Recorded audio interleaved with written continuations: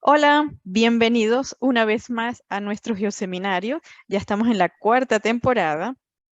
Sean todos muy bienvenidos. Hoy tendremos un tema muy interesante. Vamos a conversar con la doctoranda Ana Vázquez. La maestra Ana nos va a presentar un tema sobre los isótopos de cobre inusualmente pesados del río Shanjiang, Yangtze, el impacto de los procesos de meteorización química y su distribución a los océanos. Pero vamos a hablar un poco, o vamos a saber un poco qué es lo que hace Ana. Eh, Ana es antropóloga y científica costarricense. Tiene una maestría en Derecho Internacional y Derechos Humanos de la Universidad para la Paz. Actualmente es doctoranda en Ciencias Marinas en la Universidad de Tongji, Shanghái. Y además es docente de la Universidad Latinoamericana de Ciencia y Tecnología en Costa Rica.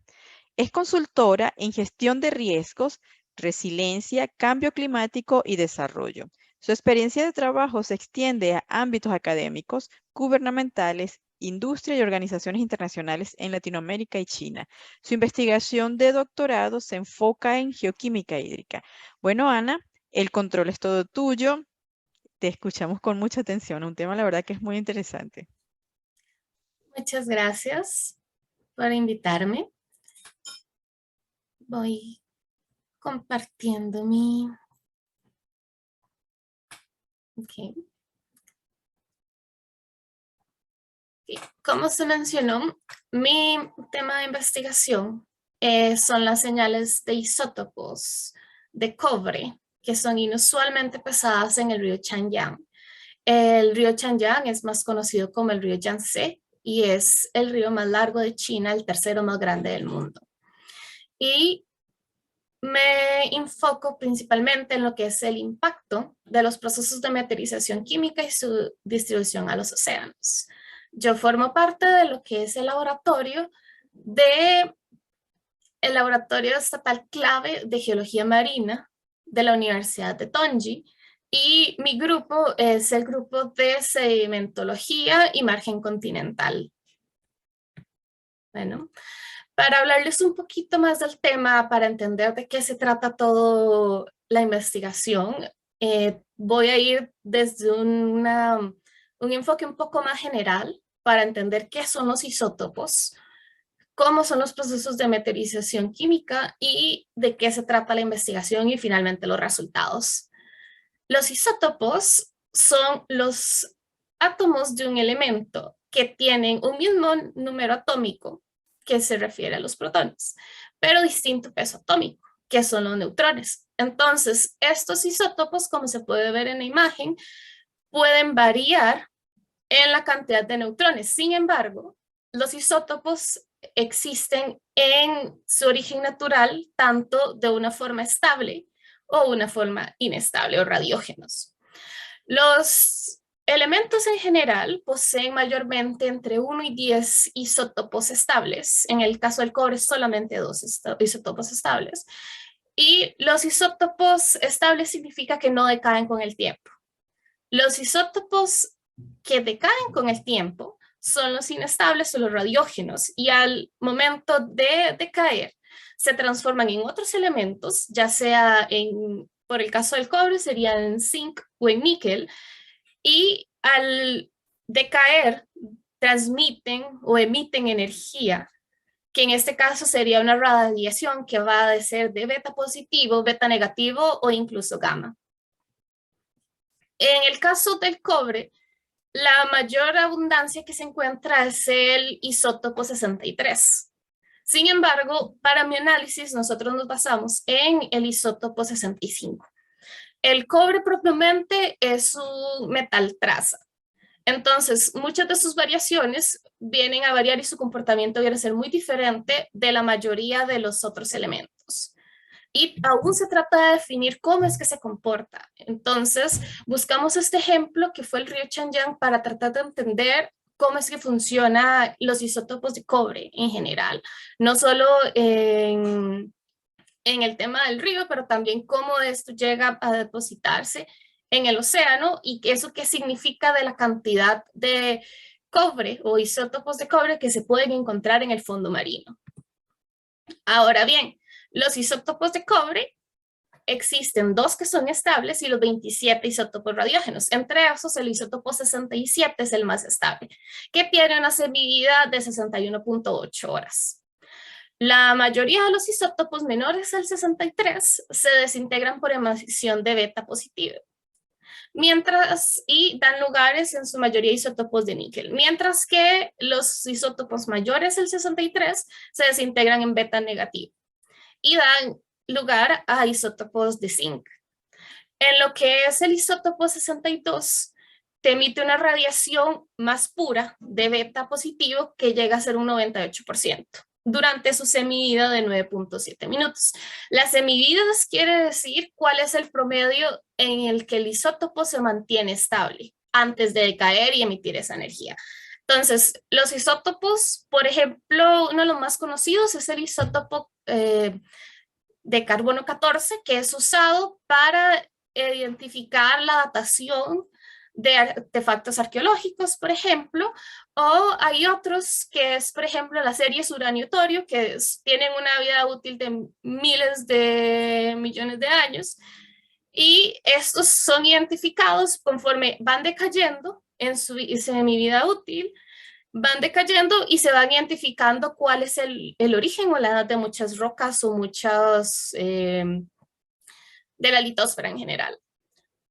Los isótopos de cobre se fraccionan en diferentes formas, ya sea por alteración con calor o por ámbitos fríos, que sería en sistemas acuosos, que viene a ser un tema mucho más complejo que en un ambiente de formación caliente, que sería más bien en digamos, en espacios de fallas tectónicas o de yacimientos minerales. Entonces, diferentes fraccionamientos de cobre llegan a ser, por ejemplo, en análisis de biogeoquímica, dado que el cobre es un metal bioactivo, que voy a mencionar un poco más de esto más adelante, en la formación de suelos en ambiente de supergene, que viene a ser los diferentes procesos de yacimientos de minerales, donde hay depósitos de cobre o de ciertos metales en conjunto con cobre, en evoluciones lunares, procesos hidrotermales, ya sea en la corteza o en la profundidad del mar, y también en lo que se refiere como paleoceanografía. Entonces, los procesos de meteorización química son procesos que producen una alteración física y química de las rocas y los minerales que existen en la corteza terrestre. Estos procesos se involucran otros procesos atmosféricos, que vienen a ser el agua, el oxígeno y el dióxido de carbono, por ejemplo. Y existen 5 tipos de meteorización química, que es la oxidación, la disolución, la carbonatación, la hidrólisis y la hidratación. En el caso de mi investigación, viene a ser más dentro del proceso llamado source to sink. Cómo se va alterando por medio de lluvias, por ejemplo, desde las montañas, y cómo a partir de las lluvias o el movimiento de aguas subterráneas se va moviendo las composiciones de las rocas desde la montaña, o en el caso de mi investigación, desde el Himalaya y el Tíbet, hasta el estuario del río Chanyang en Shanghái, o incluso hasta su deposición en la parte más profunda de la trencha de Okinawa, que es donde se encuentra el mar de China, del este de China. Entonces, dentro de la clasificación de Goldschmidt, que viene a ser una clasificación de los elementos conforme a su afinidad química, encontramos los atmófilos, los litófilos, los calcófilos y los siderófilos. Los atmófilos, más que todo, se encuentran principalmente en la atmósfera y la hidrosfera. Los litósferos se encuentran en la corteza y el manto. y también en ciertos fragmentos de meteorito. Estos tienen una afinidad química con el oxígeno y con el silicio para formar minerales silicatados. Los siderófilos encuentran más que todo en el núcleo de la Tierra y en los meteoritos que son con alta composición de hierro. Y estos siderófilos tienen gran afinidad con el hierro y prefieren las fases metálicas líquidas. En el caso de los calcófilos, se encuentran también en el núcleo de la Tierra y en ciertos meteoritos, pero en su caso tienen afinidad por una fase líquida pero sulfurosa, ¿verdad?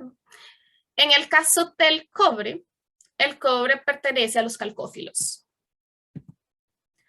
Ahora bien, ¿cuál es el comportamiento del cobre en los sistemas acuosos?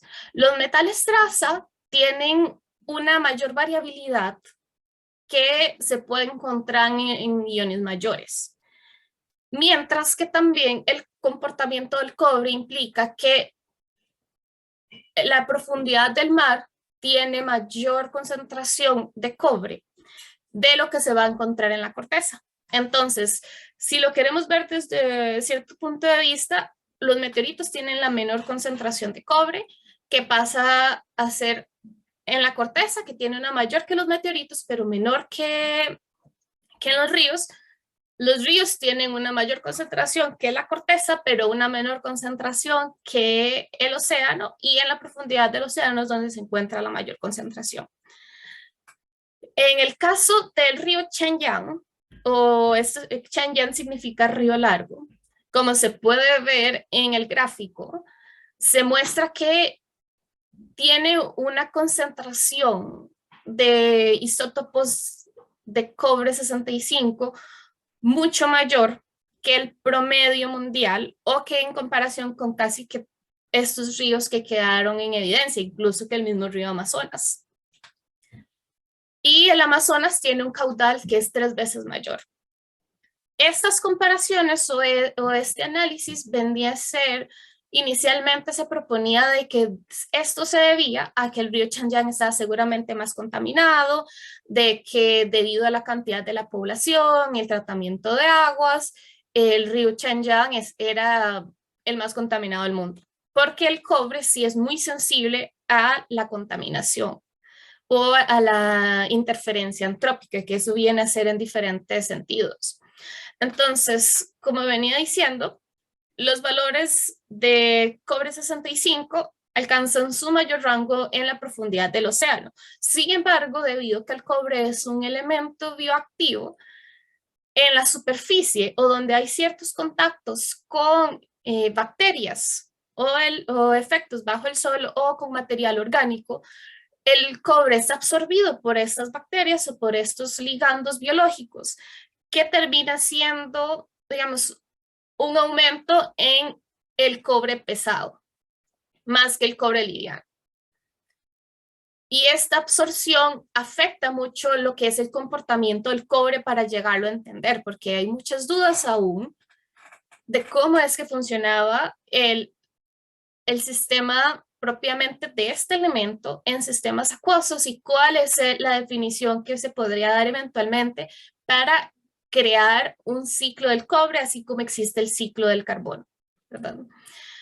El cobre por sí mismo se vincula casi en un 100% con material orgánico, como mencioné, en su fase disuelta. Entonces, para el tema de los ríos tenemos el material particulado y el material disuelto, que ya tiene el material disuelto es que prácticamente no se puede ver y no se puede percibir, pero existe y es prácticamente ya es agua, o ya es un componente muy reducido. Mientras que el material particulado es cuando puedes ver ciertas partículas suspendidas dentro del agua de los ríos o dentro del movimiento que se da en los ríos. Ahora, el gradiente de salinidad, que es la concentración de cloruro de sodio, reduce la concentración del cobre disuelto. En promedio, y la proporción de los valores del cobre 65. O esto es una de las propuestas que se daba en su momento. Sin embargo, en mi investigación encontramos unos detalles que no aplican tanto. Sí es cierto que, dado que en el océano hay una mayor concentración de el cobre y a mayor salinidad, si hay un movimiento mayor de obtención por parte, digamos, menos obtención por parte de ciertas bacterias del cobre propiamente, por eso es que en muchos sentidos se pensaba de que la salinidad aplica en la limitación de cómo se disuelve el cobre, porque se mantiene más en estado suspendido o es absorbido por las bacterias o forma estos ligandos biológicos, que viene a ser donde el material fino se viene a absorber por las bacterias, pero la parte disuelta o la parte que ya es más particulada no es tan fácilmente absorbido por las bacterias. Ahora, lo que son el cobre disuelto, sí se conoce que tiene o muestra un impacto antropópico fuerte, que es afectado por el grado de contaminación que hay en las fuentes de agua. Y aquí esto implica que el material suspendido, particulado, es muy sensible a la contaminación y también, como mencioné antes, se vincula a la materia orgánica, pero no tanto como se vincula la parte disuelta. Y acá venimos a ver de que lo que es en el río Chanyang al menos, alrededor de un 70% del cobre es absorbido dentro del proceso biológico y no llega al estuario, no llega a la boca del río. Por tanto, esa asociación con los procesos biogeoquímicos limita mucho el entendimiento de cómo funciona el cobre o el isótopo de cobre propiamente. Ahora bien, lo que es el material particulado disuelto, como se puede ver en la imagen, dentro de los ríos son los mayores portadores de los metales traza y brinda un entendimiento del propósito de las interacciones entre los solutos o el material disuelto y las superficies sólidas que vendría a ser la corteza. Entonces, al momento de los ríos de jalar más material particulado, permite entender cómo es que funciona y dar a conocer la concentración química y las variaciones de la litosfera dentro de estos análisis de material particulado, de la cantidad del grano, qué tan grande es el grano, qué tan fino es el grano y el material disuelto propiamente. Entonces, el contexto geológico para explicar un poco cómo funciona el río Chanyang, tenemos en la parte alta, que es la más verde, todo hasta la parte más o menos, digamos, todos los puntos amarillos son conocidos como la cabecera o la sección alta. La cabecera involucra el río Yangtze, involucra el río Tuopo y el río Tongtian, que son digamos, como la primera parte del río y que llegan a una elevación a casi 6.000 kilómetros de altura, donde empezamos a recolectar muestras, justamente para entender un poco mejor de cómo funcionaba el isótopo, pero no solo del río, digamos, desde el Chanyang propiamente, que es en la parte alta, sino todo lo que es la fuente del río, o sea, donde empieza y hacer una comparación un poco más profunda con los efectos que se tiene desde la meseta tibetana, que es la parte más alta y que normalmente es uno de los lugares menos investigados en China. De ahí lo que es la parte alta que se mide desde Yibin, que es donde empiezan ya los puntitos verdes, cafés, hasta la garganta, bueno, perdón, hasta la represa Tres Gargantas, que es la mayor del mundo, y viene a ser uno de los puntos de que se cambió totalmente la dinámica y el flujo de sedimentos del río a partir de esta represa. Luego de las Tres Gargantas hasta la zona de Jiangxi, donde se ven los lagos, que está el Poyang Lake y el lago Poyang y el lago Dongting, y de ahí, que es la parte baja, que llega prácticamente hasta la boca del estuario. Sin embargo, en esta parte mediana baja hay una gran concentración de depósitos de yacimientos minerales, pero principalmente depósitos de cobre que se han estado trabajando desde hace más de 6.000 años. Entonces, por esta zona, digamos, se hablaba mucho de que puede ser que la influencia, inicialmente, de las hipótesis que manejamos, es que la influencia de las concentraciones y los yacimientos minerales afectaba mucho la concentración. Y sobre todo porque las muestras que se tomaron para hablar de los isótopos de cobre, que eran tan inusualmente altos, se debía, digamos, se hacían sobre todo en la parte media y baja, que es donde se encuentran los yacimientos. Lo que es la cuenca del río propiamente se extiende por más de 6.397 kilómetros cuadrados. Tiene gran influencia de lo que es el clima monzónico asiático. Tiene un área de captación de más de 1.8 millones de kilómetros cuadrados. El flujo anual de los sólidos disueltos totales son, bueno, como se pueden ver, bastante grandes. Sin embargo, análisis previos han demostrado que, incluso mi análisis mostró que lo que es el impacto dentro de estos sólidos disueltos, el impacto antropológico o el impacto antrópico propiamente de contaminación solamente es de un 15 a un 20%, que identificaba que realmente no hay un grado de contaminación tan alto como se pensaba inicialmente. También el flujo de sedimentos que se maneja dentro de este río, según varios análisis, se muestra que llegan a ser el 2.5% del flujo de sedimentos globales. Ahora, lo que es propiamente el contexto geológico viene a ser de que la cabecera y la sección alta del río está mayormente compuesto por rocas sedimentarias, que son evaporitas y carbonatos marinos. La sección media y la sección baja son rocas metamórficas y plutónicas o sedimentarias flaviopustres. Ahora bien, el método que nosotros utilizamos es separar, como mencioné antes, hicimos 33 muestreos a lo largo del río, separando inicialmente íbamos a cubrir solamente lo que es la parte alta, media y baja, pero nos dimos cuenta de la importancia y necesidad de tomar en cuenta lo que era la cabecera del río y estos ríos que empiezan a ser relativamente más pequeños, pero que cambiaron totalmente el rumbo de la investigación.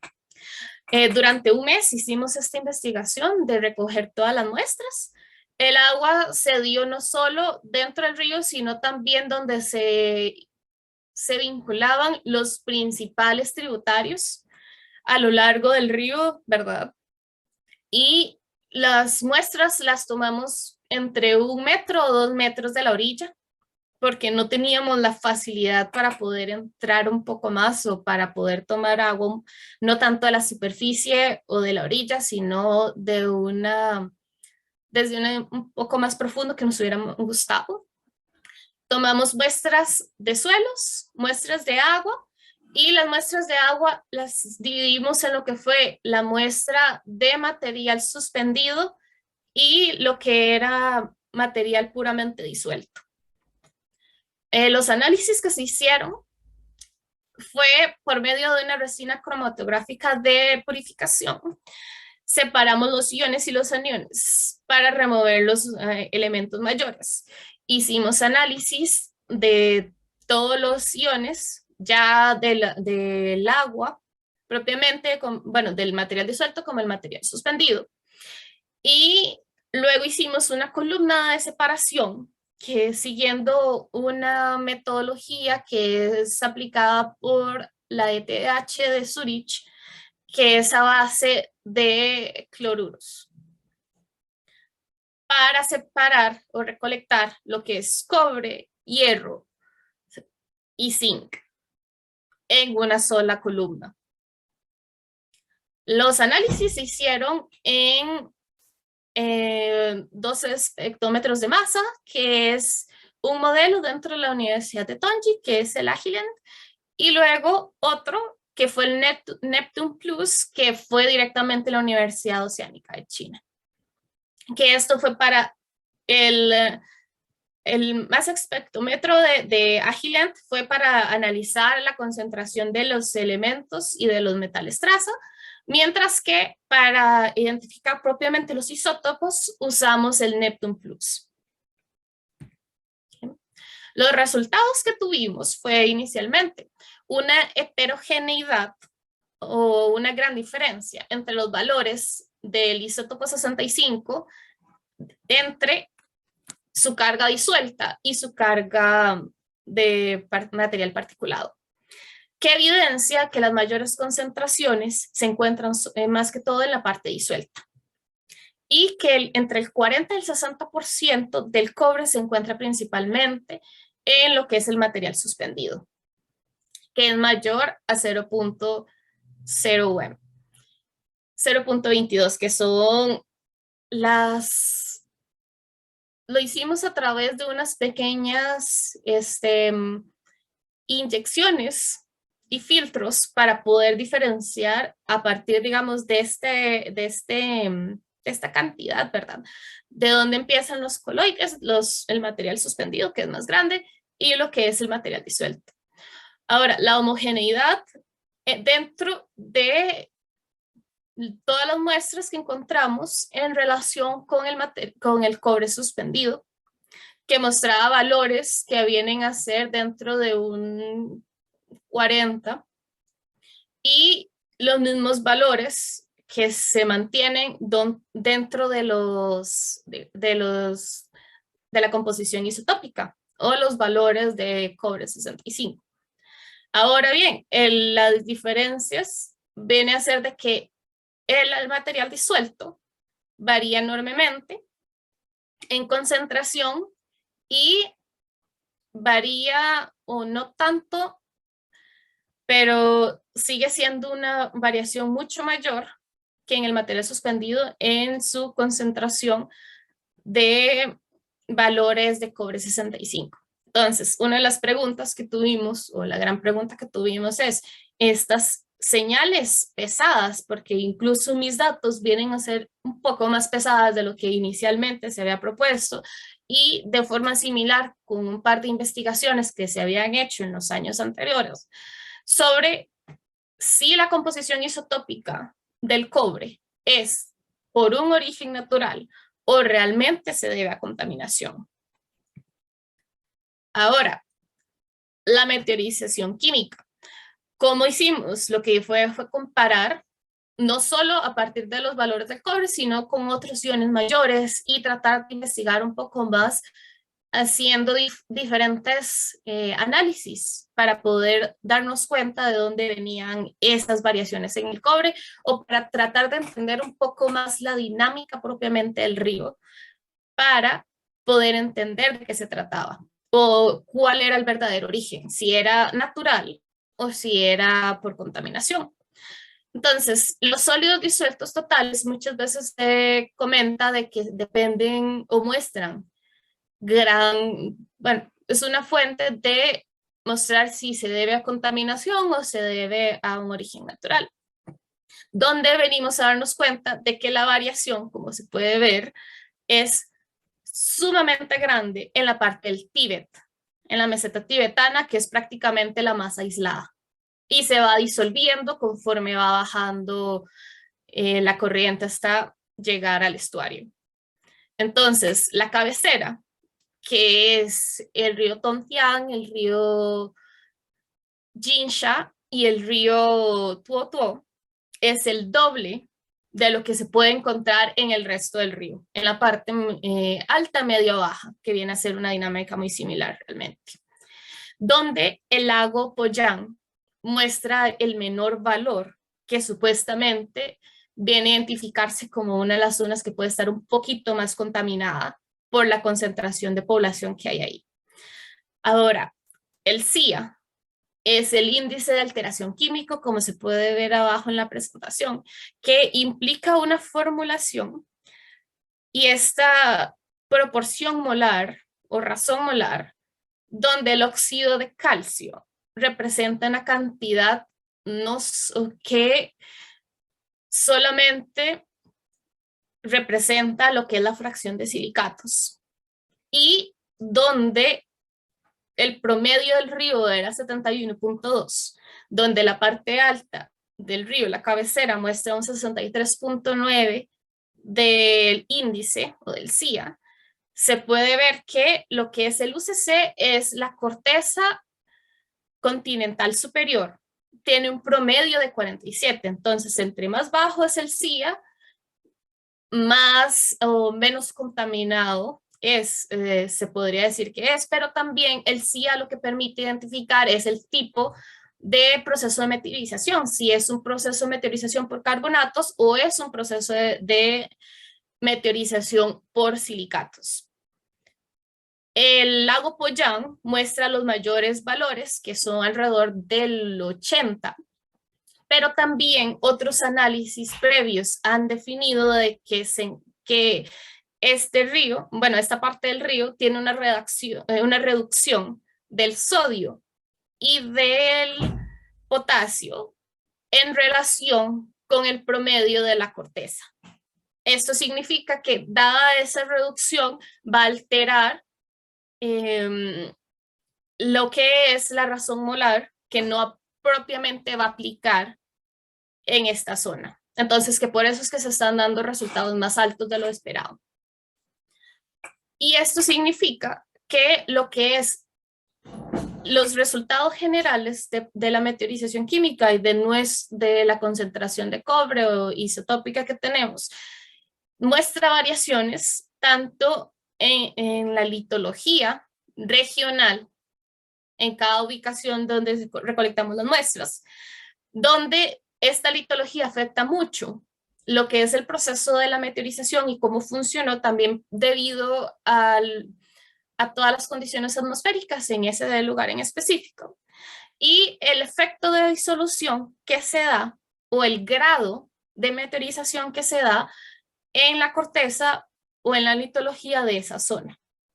Y bajo esto, esta variación influye mucho lo que es el tema de la descarga del río, la temperatura del agua, pero también la temperatura, digamos, la estacionalidad, el proceso de escorrentía e incluso lo que es el uso de tierras, que con los años se ha identificado que China ha estado cortando bosques y el uso de tierras y esa erosión que se da en las tierras ha involucrado mucho en el proceso o ha aumentado la meteorización en ciertas zonas.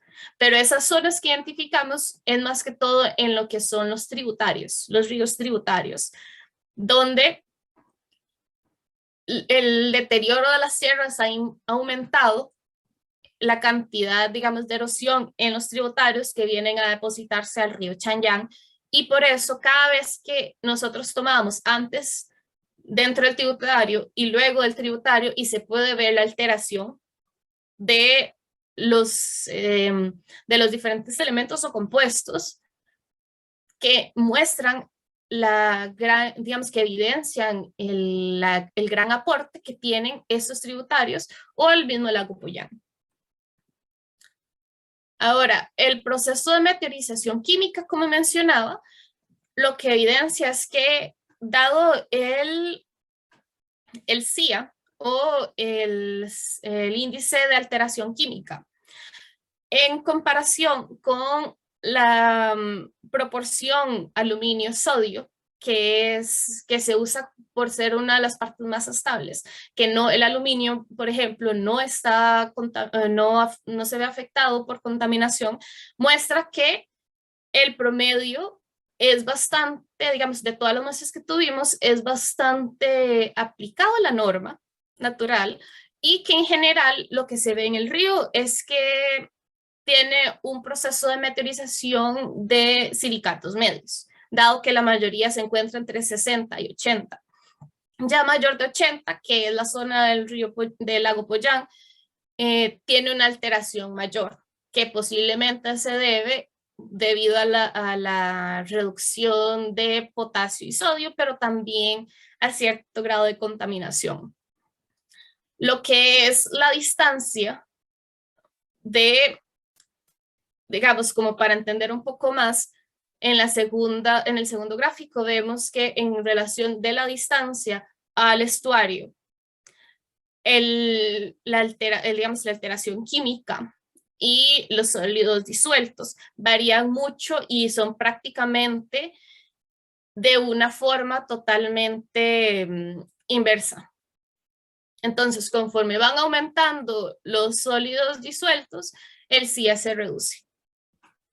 Y en lo que es la proporción de calcio y cobre, así como el aluminio, calcio, que se usa como para definir si realmente, o sea, de dónde viene el cobre. Si el cobre es desde un punto de vista más, digamos, esta proporción se usa para ver si se debe como una alteración más llevando a la contaminación o sigue una tendencia más natural como lo hace el aluminio.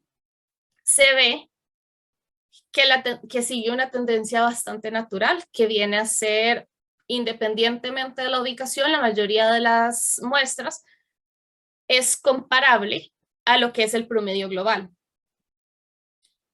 Y en comparación con investigaciones globales, de forma comparativa, no solo del material suspendido de la corteza, pero también otros ríos a nivel mundial. Los iones mayores lo que muestran es de que la proporción de magnesio-calcio y de calcio-sodio muestran de que la mayoría del río es verdaderamente silicatos. Incluso cuando usamos los iones de salinidad, se identifica de que la proporción mayor de las muestras es que en la cabecera hay una gran cantidad de vaporitas y que por eso se mantiene, digamos, hay varios cambios o alteraciones en la proporción de los iones mayores, pero que la mayoría de las muestras muestran procesos de meteorización química de silicatos, mientras que en la parte de la cabecera o en las partes más altas son procesos de meteorización de carbonatos. Y para dividir esos carbonatos tenemos unos pocos que son carbonatos propiamente, otros que son de vaporitas y la mayoría a lo largo del río se ve que son de silicatos. E incluso en las primeras, el gráfico A y C muestran, digamos, como una forma más clara esto, y en la parte B y la parte B muestran lo que ya son las muestras conforme a su distancia hacia el estuario, donde se ve las variaciones que se siguen desde la cabecera hasta la parte baja del río. Entonces, estos procesos también se identifica de que al integrarse los tributarios, el proceso de meteorización se vuelve más fuerte. También debido a, como mencioné antes, al tema de la agricultura y el deterioro de tierras. Y lo que es el cobre, hay investigaciones previas que se ha identificado que debido a la agricultura o, por ejemplo, cuando se da contaminación en los ríos debido a agricultura o procesos agrícolas, más que todo se identifican por medio del fósforo y del nitrógeno, pero que no afectan realmente la concentración de cobre disuelto. Entonces sabemos de que muchos, digamos, de estos aportes de la agricultura afectan lo que son los procesos de meteorización, pero propiamente la concentración de cobre no. También hay un enriquecimiento de lo que son los elementos raros, propiamente en Yibin. Yibin es la división entre el río Jincha y cuando ya empieza en el área de Chongqing, donde ya empieza a ser el río Chanyang propiamente, que ya es mucho más grande y prácticamente ahí caben barcos. Ya propiamente los lagos muestran carbonatos metamórficos y silicatos que también aplican en la variación de cómo se modifican los iones mayores y cómo su aporte de agua fresca varía en el proceso no solo de calcificación, pero también de lluvia ácida que se da en esa zona y que eventualmente se integra al río Chanyang. Ya en el caso de la concentración de cobre propiamente, la meteorización de los sulfatos en los yacimientos a partir de la sección media y baja, y también dada la cantidad de fallas tectónicas propiamente que se dan ahí, afecta la cantidad de la concentración de cobre en este caso.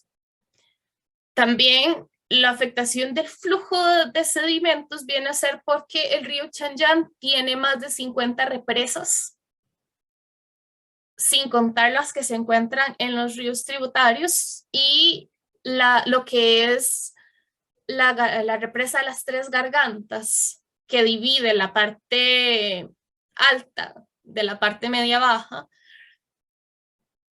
Mientras se abre y se cierra el río, está promoviendo mucho lo que es la absorción de material particulado y se convierte, digamos, a partir de ahí es donde ya el cobre o los isótopos de cobre se empiezan a hacer más pesados porque el cobre liviano es absorbido por estos procesos biológicos que se dan debido al proceso de estancamiento relativo que se da ahí. Y también se muestra claramente que la litología de la cabecera tiene valores muchísimo mayores del pH, de los cloruros, de los sólidos disueltos, de la conducción eléctrica y de la salinidad, lo cual indica, y sobre todo, digamos, el río Tuo que se ha identificado como un río con una cantidad extremadamente alta de concentración de sedimentos. Y estos aportes muestran de que la parte de la cabecera influencia muchísimo en el río, pero también afecta mucho lo que es la cantidad de la concentración de cobre y de los metales traza a lo largo del río propiamente. Ahora bien, lo que es la carga particulada que identificamos nosotros es que la homogeneidad en el cobre suspendido se muestra tanto en las concentraciones como en los valores del isótopo. Ahí se identifica de que también al comparar el cobre con el calcio, los lagos siempre muestran sus puntos más altos. Y también al identificar justamente con el estuario se pueden ver esos movimientos de que el cobre viene a seguir una línea o una tendencia relativamente natural, ¿verdad? Y que el comportamiento dentro de lo que es la cabecera, la parte alta o la misma parte, la sección baja media, sigue comportamientos relativamente similares. Entonces, esto significa que lo que son los valores, por ejemplo, lo que son los valores del isótopo es que se van incrementando desde la cabecera hasta la salida, hasta el estuario. Sin embargo, el tipo de geología que se encuentra en la parte alta hace que se reduzca un poco la cantidad. Lo mismo, algo similar sucede con la concentración. Y por tanto, las conclusiones a las que vamos llegando es que entre mayor cobre o concentración de cobre, se encuentran los valores del isótopo más livianos, que lo que es el magnesio calcio y el cobre calcio, como para identificar si se refiere a la misma litología, son comparables, o sea, siguen una tendencia similar. Que los valores del isótopo en comparación con el cobre calcio también siguen una tendencia bastante similar, que nos permite identificar que sí se debe a la litología, simplemente la litología en las diferentes zonas del río son distintas. Y lo que es el TOC es la concentración de material orgánico, que también viene a ser comparable con la concentración de cobre. Y el factor de enriquecimiento, que esto ya viene a ser una fórmula distinta que nos permite identificar cuál es el enriquecimiento del cobre a partir para identificar si se debe más a un tema de contaminación y qué tipo de contaminación, nos dio de que el promedio de la meteorización química de 1.8 es debido a rocas, con cierta inclinación a un mal manejo de tratamiento de aguas, pero principalmente esto muestra de que la concentración de cobre en el río Chanyang es realmente de un origen natural, mientras que sí se tiene cierto nivel de contaminación antrópica bajo influencia ya sea por temas de agricultura o por temas ya más atmosféricos, pero viene a ser de que el valor de la corteza es realmente, digamos, el factor de enriquecimiento debería ser 1, que muestra 0 contaminación, mientras que entre mayor sea el enriquecimiento en relación con ciertos valores, se identifica no solo, digamos, si hay una alteración antrópica, pero también qué tipo de alteración antrópica. Si es por contaminación industrial o si es por mal manejo de aguas servidas o responde más como a caseríos. Y esto muestra de que lo que es el río Chanyang en comparación con otros ríos es muchísimo menor el tema del tratamiento de aguas o de contaminación antrópica en comparación a nivel global, digamos. Y también se muestra de lo que es el cobre pesado o el isótopo de cobre pesado. Se debe a un fraccionamiento por absorción del particulado orgánico. La carga disuelta nos dice que hay una gran heterogeneidad, una gran variabilidad dentro de la cantidad de la concentración, pero también en los valores. Y, sin embargo, digamos, de que estos valores siguen una línea de ir aumentando. Desde de la cabecera del río hasta la parte alta, se reduce por sus características particulares, pero de la parte alta hacia el estuario se va incrementando. Que esto de hecho muestra una diferencia en comparación con otros análisis que se habían hecho previamente, que se decía que lo que es la carga disuelta del cobre, la concentración aumentaba a lo largo del río, mientras que la contaminación disminuía, mientras que los valores isotópicos iban a ir aumentando. Nosotros identificamos que realmente si tomamos en cuenta la cabecera, ambos van a ir aumentando. Simplemente no en la medida de gran diferencia, pero está presente. Y identificamos también de que lo que es los valores orgánicos, asimismo, conforme van aumentando, se va reduciendo los valores de cobre, del isótopo de cobre. Sin embargo, también eventualmente van aumentando dada la cantidad de cobre que se va incluyendo dentro del río debido a los yacimientos de sulfidos.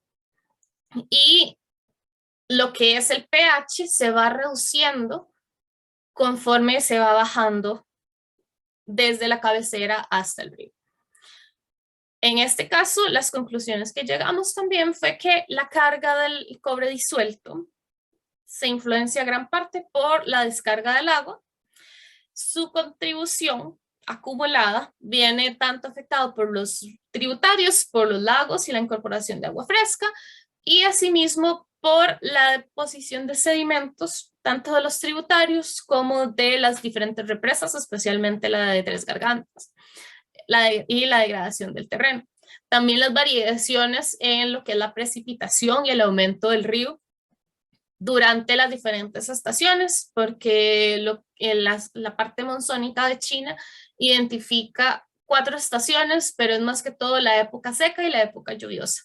Entonces, durante la época lluviosa es que se puede ver una gran variación, y durante la época seca aumenta la cantidad eventualmente de las concentraciones de cobre, pero también porque cambian las prácticas debido al frío, cambian las mismas prácticas poblacionales, y sí se puede identificar un poco más de contaminación. Sin embargo, nosotros hicimos nuestra investigación durante el mes de mayo, o sea, las 33 muestras durante digamos, a lo largo del río se hizo durante un solo mes para tratar de reducir estas variabilidades y poder identificar cuáles son las diferencias espaciales propiamente. Entonces, como conclusiones, notamos que hay una gran variabilidad de las diferentes señales isotópicas, que son principalmente debido a las variaciones locales de la litología y el tipo de roca que se está erosionando o está bajo el proceso de meteorización. Que el río Chenyang es también altamente sensible a la intervención humana. Sin embargo, el grado de contaminación, dado el gran tamaño del río, no se ha visto tan afectada, que sí lo que es la represa de Tres Gargantas afecta la sedimentación y la absorción de cobre, particularmente el cobre liviano, pero lo que es la represa no forma un punto tan radical de variación dentro de la concentración de cobre, o sea, porque se hace a lo largo del río. La estacionalidad, como mencioné antes, varía mucho en las concentraciones, y también el cambio de prácticas que se dan, porque afecta mucho la oscilación del río y asimismo el flujo de sedimentos que se da. Lo que son los sólidos disueltos y los solutos sugieren una contaminación antrópica limitada, y que pudimos identificar que en lo que es el cobre tiene una correlación negativa con el pH. Esto quiere decir que el cobre aumenta cuando el pH se reduce, una correlación positiva con la temperatura, una negativa con la salinidad, que logramos identificar también de que la salinidad realmente reduce la cantidad de cobre, pero es más que todo como el efecto de las evaporitas o el proceso de erosión de las evaporitas, y también hasta cierto nivel la respuesta que se tiene de la variación en relación con el estuario, porque el estuario propiamente mezcla el agua dulce con el agua salada, y esto también viene, más que la salinidad, a verificar de que al ingresar agua nueva y a hacer un proceso de oxigenación en el río, esto reduce mucho la contaminación, pero también afecta la absorción de cobre por parte de las bacterias, que se tiene una correlación negativa con los sólidos disueltos y una correlación positiva con la cantidad de carbono de material orgánico. Entonces, la conclusión propiamente de mi investigación es que los isótopos de cobre inusualmente pesados dentro del río Chanyang se debe a procesos de meteorización química debido a la litología local y la intervención humana limitada, pero que es eventualmente creciente y va a seguir aumentando. Entre estos es el tratamiento de aguas, la agricultura, que afecta el proceso de erosión y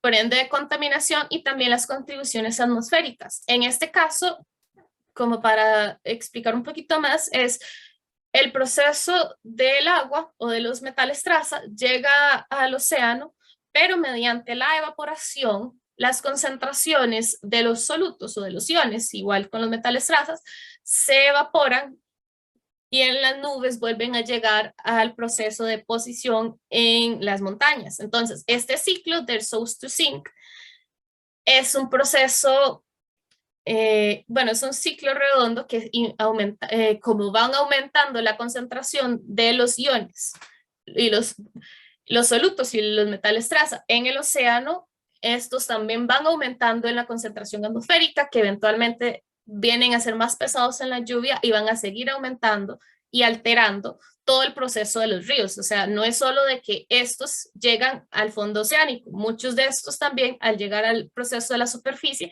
se evaporan y siguen todo el proceso, sobre todo los iones pesados, bueno, perdón, los iones mayores, para seguir con un proceso de que estamos, bueno, dentro de lo mismo podemos decir de que ese es el mismo proceso que siguen los microplastos a nivel internacional o a nivel global, y por eso es que puedes encontrar residuos de microplastos prácticamente en zonas que nunca han tenido contacto humano.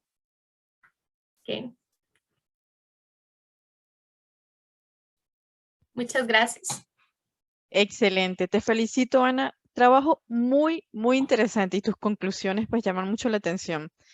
Y me llamaba la atención de todo lo que tú mencionabas, cómo a veces de manera tan subjetiva terminamos etiquetando alguna región o colocándole exageradamente contaminaciones a cuerpos de agua por criterios muy particulares o culturales. Y hasta que no se hacen estudios a detalle es que de repente le das un valor, un Uh-huh. porcentaje. Y a veces es tan importante crear esa conciencia en las personas de la importancia de hacer análisis, de evaluar antes de comentar o esparcir rumores y crear tanto terror. Está muy, muy interesante tu trabajo doctoral, te felicito. Gracias. Realmente se ve que has trabajado bastante y además dominas muy bien el tema, la parte de la geoquímica y todo eso. Mientras vemos si hay alguna pregunta o comentario para ir finalizando, si brevemente nos comenta tu experiencia, tú sabes que esto lo publicamos en YouTube y luego comenzamos a hacerle promoción en diferentes redes porque sabemos que muchas personas no se conectan en vivo, pero nos llegan muchos comentarios luego preguntándonos para ver el video. Pero si nos cuentas un poquito cómo fue tu oportunidad para irte a China o le pudieras dar un tips o un consejo a alguien que quiera hacer una maestría, que quiera hacer un estudio a nivel de posgrado, cómo hacer, dónde orientarse o mantener el ánimo de que, oye, o sea, hay oportunidades, hay opciones, atrévete. Sí. En el caso de cómo conseguí yo la beca, yo primero llegué a China por una fellowship, que era eh, como más que un practicante, fue como un intercambio académico, como un visitante académico a un instituto en particular que trabajaba el tema de sostenibilidad y medio ambiente. Sin embargo, noté que ese instituto se basaba más que todo en tratamiento de aguas. Y China tiene una particularidad de que ellos hablan más de rehabilitación ambiental que de conservación. Entonces ya eso cambia totalmente un enfoque de cómo funciona y cómo es la perspectiva de ellos. Nuestra universidad propiamente es pública y es sumamente reconocida en China, dado que nosotros trabajamos con la parte de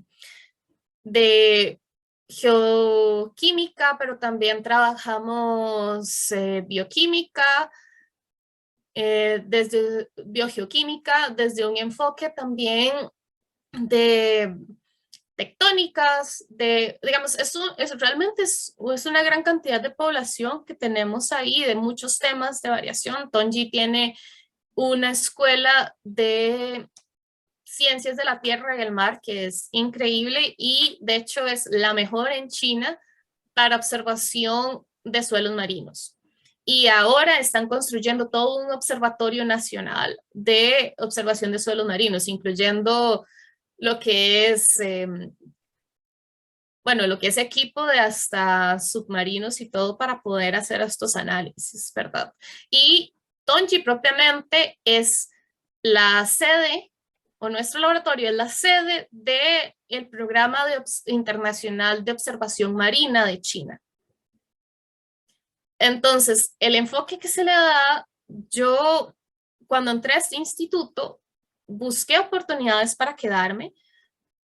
Hay diferentes opciones, vos podés aplicar a través de la embajada o directamente a la universidad, a través de lo que es el Consejo de Becas chino. Yo apliqué directamente a una beca que es la beca marina, que de hecho creo que en estos momentos ya no está funcionando, pero tenía 4 o 5 universidades que se enfocaban solamente en estos temas. Y al conocer a mi profesor, yo quedé muy emocionada porque es una persona brillante y muy reconocido a nivel de China y el mundo en tema de sedimentología y margen continental. El equipo de trabajo somos muy pocos extranjeros. Es algo que me parece curioso. China tiene muchas becas de investigación y nosotros como tal nunca nos ha faltado financiamiento. Sin embargo, veo como que hay muy pocos extranjeros que aplican, sobre todo latinoamericanos que aplican a becas en China. Yo he sido muy bien recibida. Yo apliqué directamente a la universidad, ni siquiera lo hice a través de la embajada, solamente fui a pedir la visa y le sorprendió verme ahí, porque sí, la mayoría de las personas se basa en un proceso de ir a preguntar y si te contestaron bien y si no, ahí te quedaste. Es tratar de buscar un poquito más de iniciativa. Eh, Dependiendo de la provincia de China, hay becas del gobierno de cada provincia, hay becas de la universidad, hay becas de lo que es el Consejo Chino y realmente sobre todo para maestría, bueno, bachillerato, maestriado, pero sobre todo doctorado, te dan una gran facilidad para poder investigar y poder llevar a cabo tu investigación. Y algo que yo disfruté mucho es poder hacer investigación, no solo trabajo de campo, pero también el laboratorio y ver que tenés acceso ilimitado a tantos equipos que en Latinoamérica se vuelve casi imposible de hacer, ¿verdad? Y yo sinceramente estos 4 años fueron de mucho cambio, fueron complicados, sobre todo hacer doctorado durante la pandemia, pero sin embargo no fue tan difícil a como vi a otras personas estudiando y las limitaciones que ellos han tenido estudiando, por ejemplo, en Europa o en Estados Unidos, lo que son doctorados. Porque vos sabes de que es tu profesor el que solicita fondos y el que recibe fondos y vos puedes enfocarte simplemente en estudiar, en hacer tu investigación. O sea, hay muchas cosas de las que vos no tenés que estar limitando el día a día y qué voy a pasar si no puedo terminar y mi financiamiento termina o esto no cubre dentro de mi financiamiento. Pero realmente yo considero que esta experiencia ha sido transformadora para mí. No solo desde el punto de vista profesional, pero también personal. Y el equipo que tengo yo, que durante la pandemia prácticamente fue la única extranjera, el apoyo que tenía de mis compañeros, aun cuando su inglés era limitado de varios de ellos, siempre fue muy, muy bien recibido. Y yo eso lo agradezco mucho porque ellos me apoyaron mucho en muchos sentidos y eso para mí fue Vale, increíble. eso vale. Oye, Ana, Ujú. excelente. Esta información, bueno, tu trabajo te felicito y además te damos la Gracias. gracia las gracias por apoyar esta iniciativa de Geolatina. Y esta información que nos está dando ahorita realmente es muy valiosa. De hecho, te voy a dejar la invitación y ya luego voy a conversar con las chicas del podcast porque esa experiencia es invaluable y Ujú, puede ayudar a muchas personas y más lo que tú mencionas llama la atención. No hay muchos latinos que apliquen y a veces uno lo ve complicado, que el idioma, las barreras. Pero ujú. ese poquito de información que tú no estás compartiendo, ya luego lo puedes hacer un poco más extensiva y tu experiencia. Además, la manera como tú te expresas motiva a que sí se puede. El idioma no es una barrera, hay oportunidades y además tener la oportunidad de utilizar equipos de tecnología, de hacer estudios Ujú. y te vas a traer ese conocimiento para tu país. Así que, no, te felicito y bueno, ya luego Gracias. de repente tengas la oportunidad de ampliar esta información. Vania, ¿tenemos algún comentario por ahí ya para ir finalizando? Sí, tenemos unos en Facebook. Tenemos uno de Pablo Carazo que nos dice, muy interesante, gracias Gelatinas por traernos estos valiosos espacios. Gracias a ti, Pablo, por sintonizarnos. Tenemos otro de Juan Jesús que nos dice, excelente aportación, muy interesante su investigación. Una pregunta, ¿cómo impactan los isótopos de cobre en la fauna marina del río Yangtze? En el proceso del río Yangtze, lamentablemente, lo que pasa es, el río tiene mucha influencia, como el canal de Panamá, hay muchos botes. Entonces, podés ver, es considerado de que propiamente los isótopos no tienen gran influencia. Sin embargo, debido a la cantidad de metales traza, o sea, no estamos hablando solo de los isótopos de cobre, sino de los metales traza, que vienen a ser el cobre, el cadmio, el hierro, el, estos metales suben eventualmente el nivel de contaminación propiamente dentro o la concentración aumenta dentro de los peces o de los diferentes animales que se ven ahí. Y a pesar de que el gobierno de China tiene estipulado de que no se debe consumir ningún ser vivo, se debe proteger los seres vivos o la vida marina, perdón, la vida acuática dentro del río, la gente sí, porque es realmente a lo largo del río son zonas que podríamos llamar costeras y la gente sigue pescando y sigue vendiendo y sigue consumiendo. Hace un tiempo, el año pasado, hubo una investigación, como para dar un poquito de contexto, de una universidad en Estados Unidos y el Instituto Smithsoniano de Panamá, donde decían o donde identificaron que la cantidad de cadmio en la costa pacífica de Panamá estaba llegando a las tortugas, a los huevos de tortugas, y al momento de que la población estaba consumiendo esos huevos de tortuga, su concentración de cadmio podría llegar a ser fatal y se estaban enfermando. Aunque estamos hablando de la mayoría de las personas dicen, pero son huevos de tortuga. Sí, pero las tortugas están relacionándose en este ambiente que tiene un alto nivel de metal y al final, cuando ellos tienen o depositan los huevos, al comerte ese huevo, viene con ese metal. Así como casi todo va a venir ahora con microplastos. Entonces, esto llega a un punto de salud pública. En China se han hecho comentarios similares, pero a la población no les interesa. Y hay prohibiciones, pero igual la población nunca hace caso. Y esto lamentablemente afecta, porque estamos hablando de que eso va a seguir incrementándose. Entonces, a pesar de que no habían es que eran como unos pequeños delfines, pero ya realmente no se encuentran debido al gran movimiento de barcos y demás. Entonces, no encontrás mucha fauna o fauna más grande, si no encontrás los pececitos, si encontrás los cangrejos y eso, sigue habiendo una ingesta por parte de la población y que están aumentando debido a la concentración que se va incrementando, pero no estamos hablando solamente del río Chanyang, estamos hablando a nivel de prácticamente de todos los ríos, sobre todo estos ríos grandes y en lo que son las zonas costeras. Entonces, ahora lo que es consumir vida acuática tiene sus problemas y defender, o sea, de que realmente una forma de defender nuestra vida marina viene de empezar con procesos de mejoras de tratamiento de aguas.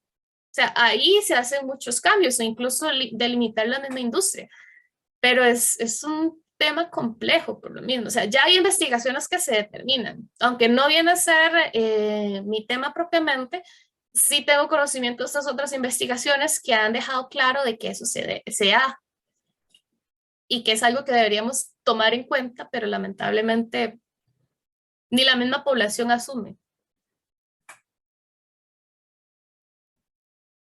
Ok, muchas gracias, maestra. Un gusto. Por el momento son todas las preguntas. Los invitamos a que dejen en otro momento. Tenemos, no, creo que sí son todas. Por el momento, pero pueden dejarlas ahí. Y vamos a pasar a otorgarle su reconocimiento, maestra.